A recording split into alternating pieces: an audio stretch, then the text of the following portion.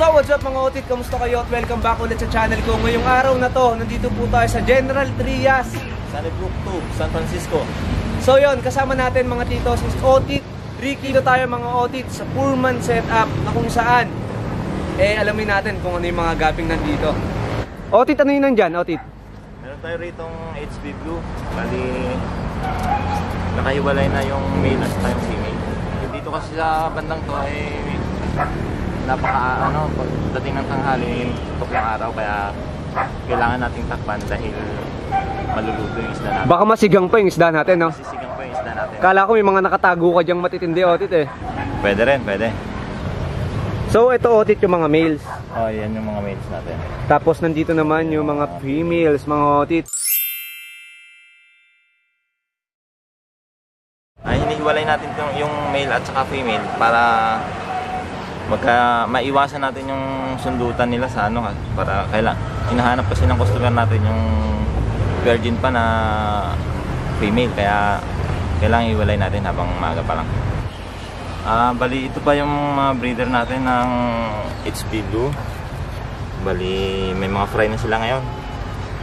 Pag ikaw Otit nagbi-breed ka Otit, selection din yan. Selection din yan Otit, at saka kaso mas breeding po tayo ngayon at medyo malawak-lawak naman yung breeding setup natin, so nagmamas breeding tayo para maparami natin yung gabi natin.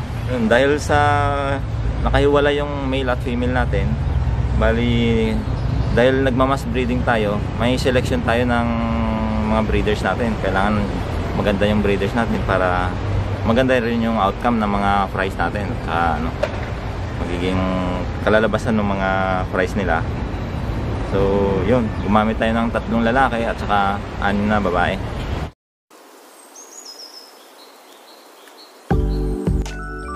Mga tito, no? After na mga HB Blue, anong meron dito Otit sa mga ref tab mo na to? Ayan. Dito naman Otit ay Blunt Platinum Koi. Bali, linyada na natin tong strain na to kasi ginawa natin to ng mahigit 1 taon na. Itong strain na to? Oo, Otit. Ito yung male natin at saka ganun din, dito naman ay mga female natin. Talagang pinaghihiwalay mo talaga Otit, no? Oo, pinaghihiwalay natin gawa ng, yun nga, para maiwasan yung mga sundutan. Yung setup ni Otit, mga ref tab lang siya. Kaya ako tinawag na Pullman setup dahil mura lang ito nabibili Otit, yung mga ref tab. Magkano ba ref tab ngayon Otit? Libre lang to, bigay lang sa akin ng tropa ko. Libre lang, bigay lang ng tropa mo. Bali may mga tropa tayo dyan ng mga nangangalakal. So pag nakikita natin na may dala-dala silang ref tab, hinihingi natin. At saka yun, kasi tuwan-tuwa naman sila pag hinihingi natin kasi pag itatapon nila yan, magbabayad pa sila ng nasa 50 pesos. Kaya yun, tuwan-tuwa sila pag hinihingi natin. Malaking ginhawa na sa kanila. Kasi sa kanila basura yan. Jadi pagdating naman sa atin ay kayamanan kasi pwedeng paglagyan nga ng mga isda natin mga Otits. So yung setup ni Otit dito karamihan ay ref tab na. Otit, tahan pa natin yung ibang string mo dyan sa baba. Tara Otit.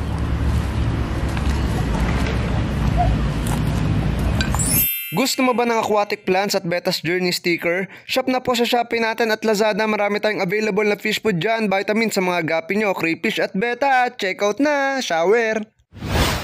Bukod sa mga ref tab Otit, nagamit mo rin itong mga galon na to. Ano to? Mahal to Otit ah? Bali ano na yan, ganun din.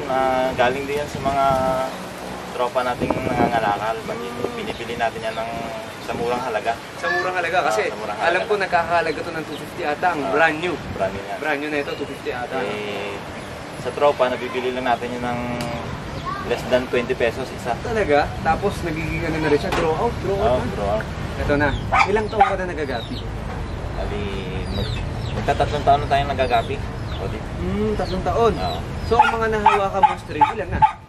Bali, nasa 5 strain pa lang. Audit, gawa nga ng yung area na ito hindi sa akin, kaya hindi rin pwedeng magparami tayo ng strain. Gawa ng mamaya makukuha agad ng kanya ng lupang ko, mawalan tayo ng pwesto. Kaya Mahirapan tayo. Bali, dito sa rooftop na to, mga laman nito ay mga males ng Land Platinum Koi na short body. Bali, yan yung linyada natin na tayong may gawa. Saka dito naman sa kabila, meron tayo, ito yung mga breeders natin.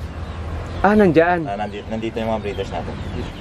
So ito mga otit, sasandukin natin tong mga to. Puro male lang to otit talaga. Oo, 4 male na lang to. Bali, eto otit, ikaw ang gumawa mismo. Oo, Otit, para tayo ang gumawa nito. Ano tayo ng mga treats nito. Ito Otit yung project natin, ito yung kinalabasan. Meron tayong short body at saka meron tayong long body nito. Bali, napastable na natin to. Saka nasa 90% na rin ang lumalabas na ano. Tignan nyo naman mga otit Otit, sorry. Cut ko lang yung yung sinasabi mo. Sisi. Tignan nyo naman si Otit. Nakagawa siya ng sarili niyang strain sa gantong setup lang. Otit, ikaw ba Otit ay full time sa paggagapi? Bali hindi Otit, kasi may regular din tayo sa trabaho. Minsan nga, umuwi tayo gabi na. Kaya, yun nga lang, pinapaano ko sa misis ko na... Kay Commander na siya nang papakain. Kaya the best groomer talaga natin si Commander no? Tama Otit? Tama Otit. Tama talaga Otit no? Tama no? Si Commander no? Tama no? Tama Otit. Kasi tayo lalaki tayo, male tayo palagi no? Yun, tama. Siyempre nakita natin yung mga anak. Eto na, sasantukin ni Otit yung mga ginagamit niyang breeders.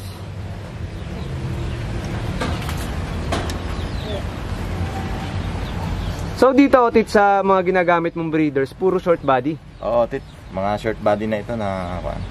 Tayo, male tayo eh. Natin, mga narito tayo. Hindi, okay na yun. Joke lang naman yun eh. No. Yung mga Otits, kung nagbaliktad siya, pwede siyang automatic drain na. Pero, kung kunyari alam nyong umuulan, pwede rin siyang maging overflow. Ito yung magiging overflow niya. Isa lang. Yan. Gandang setup din ito, kaya lang mahal to eh. Pero kung mabibili mo siya ng mura, why not, di ba? Dito naman ay may Platinum Koi na Red Air. Sasandukin ko lang. Ano to Otit? Marami na rin to. Sa'yo? Bali, breeder pa lang meron tayo ngayon kasi paparami pa. Paparami pa natin to. Yan na. Yan na. Yan na. Bali, kailangan nating mag-invest ng medyo quality na gapi para maganda-ganda ang market natin. Maraming pagpipilian yung mga buyers natin, no? Maraming pagpipilian yung mga buyers natin. Ikaw Otit, koi collector ka rin? Nadali mo Otit kasi mahilig tayo sa koi. Yun ang inaano natin. Halos hanggat maaari, mga koi ang meron tayo. Okay Otit, susolin na natin to para makapag-breed na sila. Para makapagpadami pa. Marami na sila. Yan. Lagyan na natin sila sa katahimikan. Lalagyan natin sa katahimikan. Dito naman sa isang tab natin ay may breeder tayo rito ng Red Galaxy Spertail.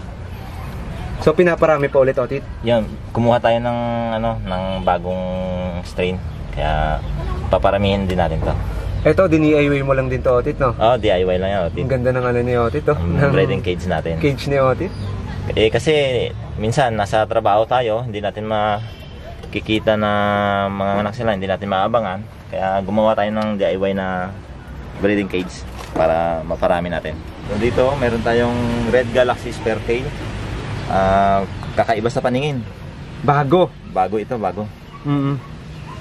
Mga siguro nasa kakunti pa lang may kanya nito ngayon sa rare sa market, no? Rare sa market ito ngayon, kaya kumuha rin tayo ng materialis natin para may mapagpilian din ulit yung mga buyers natin. Pero dati Otit, nung mga bandang 2019, mayroon na yung mga tropa nito.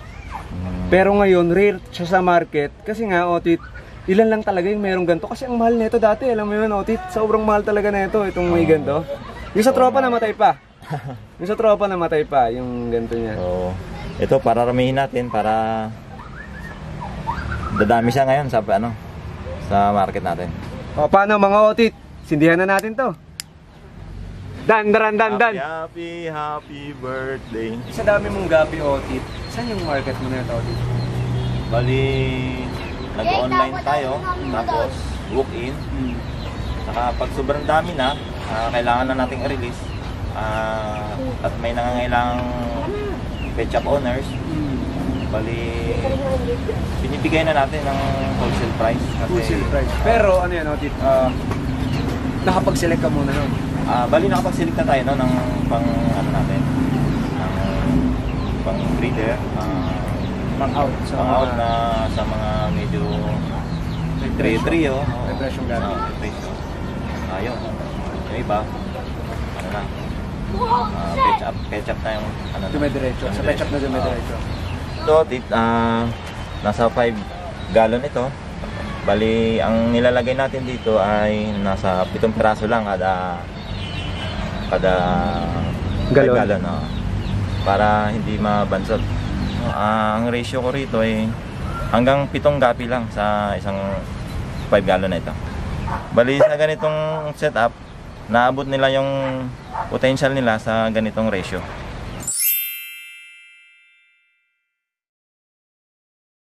So yun mga Otit, dito na po nagtatapos. At yun, kung nagustuhan nyo yung pagbisita natin at paglilibot na naman natin sa kapwa natin breeder, paki-like naman po mga Otits at paki-share na rin po.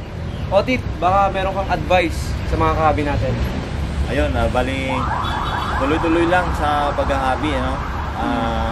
Kahit na busy tayo sa trabaho, kung ito ay hobby natin, ay talagang tutuloy lang natin kasi doon yung kasiyahan natin sa paghahabi.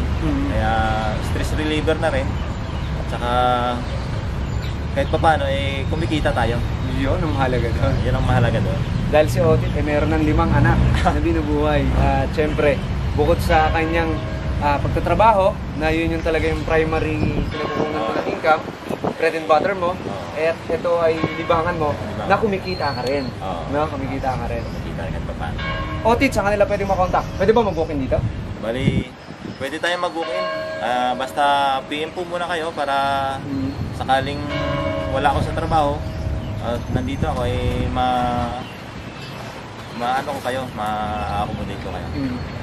So yun mga tito, kung ang tawag sa nag-groom, Otit ay groomer, anong tawag sa nag-show? Shower! So yun, kita-kits sa susunod na vlog. Maraming salamat sa inyo lahat. Peace!